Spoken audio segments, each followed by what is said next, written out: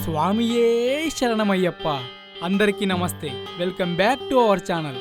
ఈరోజు మనం ఈ వీడియోలో అయ్యప్ప స్వామి దీక్ష చేపట్టేటప్పుడు ఎలాంటి నియమాలను పాటించాలి, ఏ పనులు చేయకూడదు అనే వాటి గురించి ఈరోజు తెలుసుకుందాం. అయ్యప్ప స్వామి దీక్ష చేపట్టేటప్పుడు ఆ పూజలో ఎలాంటి నియమాలు పాటించాలి, ఎలాంటి పనులు చేయకూడదు, ఏ పనులు చేయాలి అనే వాటి గురించి మనం ఈరోజు తెలుసుకుందాం. ఈ అయ్యప్ప స్వామి దీక్షను మండల కాలం అంటే 41 రోజులు ఈ దీక్షను చేపడతారు. ఈ 41 రోజులు మాల వేసిన ప్రతి స్వామి ఎంతో నిష్ఠతో పవిత్రంగా పూజలు చేపడతాడు. ఈ దీక్ష ఎప్పుడు పూర్తవుతుందంటే మాల వేసిన 41 రోజుల తర్వాత ఆ స్వాములు ఆ శబరిమలకు వెళ్లి మణికంఠ స్వామి 18 మెట్లను ఎక్కి ఆ స్వామిని దర్శించుకున్న తర్వాత వీళ్ళ దీక్ష ముగిస్తుంది. ఇప్పుడు ఈ మాల వేసిన తర్వాత ఖచ్చితంగా పాటించవలసిన నియమాలను తెలుసుకుందాం పదండి. ఇందులో మొదటి నియమం ఏమిటంటే మాలాధారణ చేసేటప్పుడు గురుస్వామి లేదా కన్నతల్లి లేదా మాల వేసిన అర్చక స్వామి చేతుల మీదుగా ఈ మాలాధారణ చేయాలి. 2.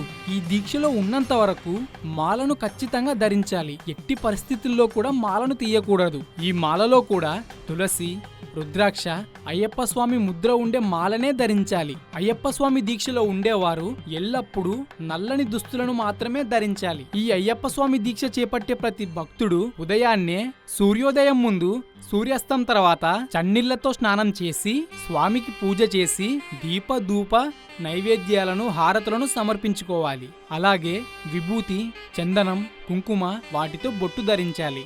ఇంకా పూజ సమయంలో కానీ భిక్ష తీసుకునే సమయంలో కానీ ఎట్టి పరిస్థితుల్లో చొక్కా ధరించకూడదు.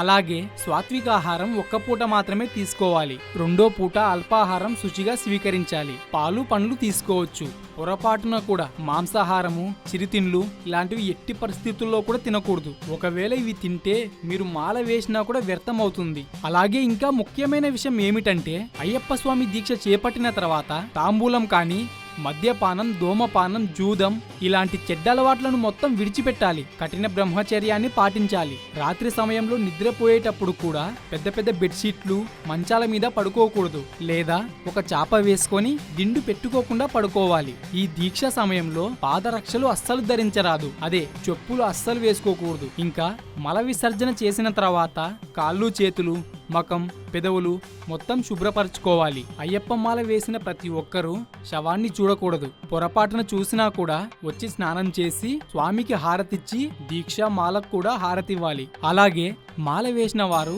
చనిపోయిన వాళ్ళ ఇంటికి వెళ్ళకూడదు. ఒకవేళ తప్పని పరిస్థితిగా వెళ్లాల్సి వస్తే మాల తీసేసి వెళ్ళాలి. అలాగే మాల వేసినప్పుడు తమ గోత్రం వారు గాని, తమ ఇంటి పేరు ఉన్నవారు గాని, తల్లి గాని, తండ్రి గాని, తన భార్య కాని చనిపోతే మాల వేయకూడదు.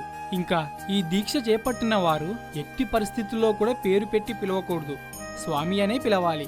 ఇదే ఫ్రెండ్స్ ఈ రోజుకి వీడియో. ఈ అయ్యప్ప స్వామి దీక్ష చేపట్టడం వల్ల మనిషి ఎంతో మారిపోతాడు. చాలా సంతోషంగా ఉంటాడు. అన్ని బాధలు పోయి సుఖంగా జీవిస్తాడు. ఈ వీడియో నచ్చితే లైక్ చేయండి, షేర్ చేయండి, కామెంట్ పెట్టండి. అలాగే మన ఛానల్ని సబ్స్క్రైబ్ చేసుకోవడం మాత్రం మర్చిపోకండి. పక్కనే ఉన్న బెల్ ఐకాన్ని యాక్టివేట్ చేసుకోండి. మళ్ళీ నెక్స్ట్ వీడియోలో కలుసుకుందాం. ఈ వీడియోలో ఏవైనా తప్పులు మాట్లాడింటే, ఏవైనా తప్పుగా చెప్పింటే నన్ను క్షమించండి. స్వామియే శరణమయ్యప్ప.